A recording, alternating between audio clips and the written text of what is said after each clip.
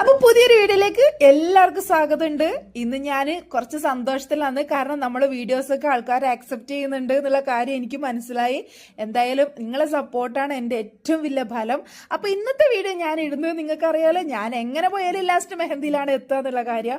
അപ്പൊ ഇന്ന് ഞാൻ വീഡിയോയിലേക്ക് ഇടുന്ന ഫുൾ മെഹന്തി ഡിസൈനാണ്, ഒരു ഹാൻഡ് ഫുള്ളായിട്ട് ഇടുന്നത്.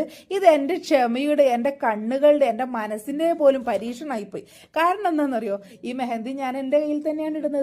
ആർട്ടിസ്റ്റും മോഡലും എല്ലാം ഒരാളായി മാറുമ്പോൾ ലാസ്റ്റ് സംഭവിക്കുന്ന എന്താന്നുള്ള കഥ നിങ്ങൾക്ക് ലാസ്റ്റ് മനസ്സിലാവും.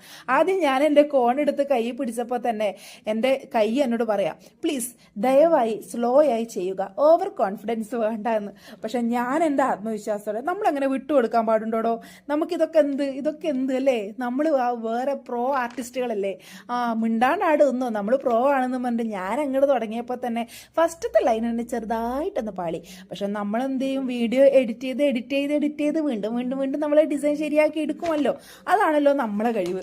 അങ്ങനെ ഒരു വര വരച്ചു, പിന്നെ മറ്റൊരു വര വരച്ചു, പിന്നെ കർവായി, പിന്നെ ഫ്ലവർ വരക്കുമ്പോൾ ബ്രെയിൻ പറഞ്ഞു റോസ് വന്നോട്ടെ, ഹേർട്ട് പറയുന്നതാണെങ്കിൽ ലോട്ടസ് മതി.